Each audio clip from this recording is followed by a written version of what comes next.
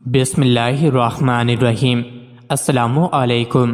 روزانہ واقعات سننے کے لیے اس چینل کو سبسکرائب کریں۔ حضرت حکیم لقمان کا تذکرہ قرآن کریم میں سورہ لقمان میں آیا ہے۔ یہ واضح نہیں کہ وہ نبی تھے یا نہیں، البتہ وہ ایک بہت دانا آدمی تھے اور بہت سی حکایات ان سے منسوب ہے۔ ان کی حکمت بھی مشہور ہے اور اردو کی مشہور مثل ہے کہ وہم کی دوا تو حکیم لقمان کے پاس بھی نہیں، یعنی ان کو حکمت کی معراج سمجھا جاتا ہے۔ حکیم لقمان اللہ سے بہت محبت کرتے تھے اور ان کا ایمان بہت طاقتور تھا۔ حضرت لقمان کی مدح و ثنا اور ان کی بعض نصیحتوں کا تذکرہ قرآن میں بڑی عظمت و شان کے ساتھ بیان کیا گیا ہے، اور انہی کے نام پر قرآن مجید کی ایک سورت کا نام سورہ لقمان رکھا گیا۔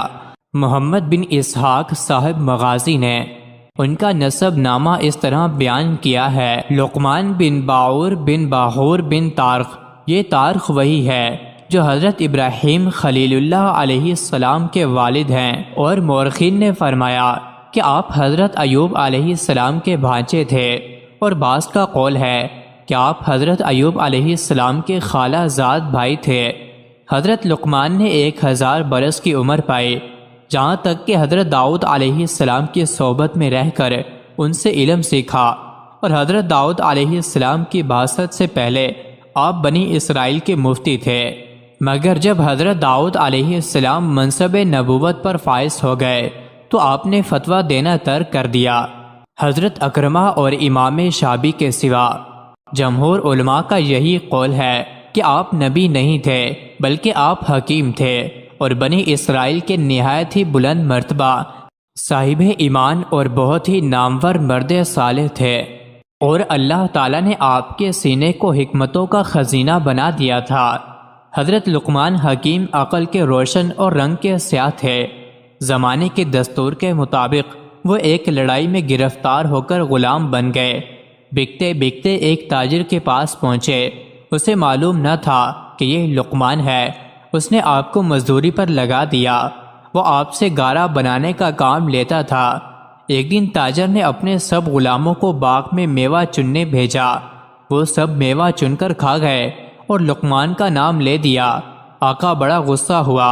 لقمان نے کہا کہ اگر مجھ پر الزام ثابت ہو تو بے شک میں قابل سزا ہوں۔ چوری معلوم کرنے کی ایک تجویز میں بتا دیتا ہوں۔ اگر آپ اصل مجرموں کو پکڑنا چاہیں تو اس پر عمل کریں۔ تاجر نے پوچھا کس طرح؟ لقمان نے عرض کیا آقا، پانی میں لہسن کی پوتھی ڈال کر اسے ابالیے، اور وہ ابلا ہوا گرم گرم پانی سب کو پلا کر حکم دیجئے کہ 1 گھنٹہ کھیت میں دوڑیں، اس طرح قے آئے گی اور جو کچھ کسی نے کھایا ہوگا۔ آقا نے کہا یہ تجربہ تو آسان ہے۔ اس نے فوراً لہسن منگوایا اور اس کا ابلا ہوا پانی سب کو پلا کر دوڑایا۔ جب قے کرنے لگے تو سوائے لقمان کے سب کے پیٹ سے میوہ نکلا۔ آقا نے سب غلاموں کو سزا دی اور لقمان سے معافی مانگتے ہوئے کہا کہ میں نے نہ سمجھی سے جو آپ کو نہ پہچانا وہ میری خطا تھی، یا اللہ اسے معاف کر دیجئے۔ آئندہ گھر کا سارا انتظام آپ کی سپرد ہے۔ آپ سیاہ و سفید کے مالک ہیں، جو چاہیں کریں، میں کچھ دخل نہ دوں گا۔ مزید ایسی ہی ویڈیوز کے لیے چینل کو ضرور سبسکرائب کریں۔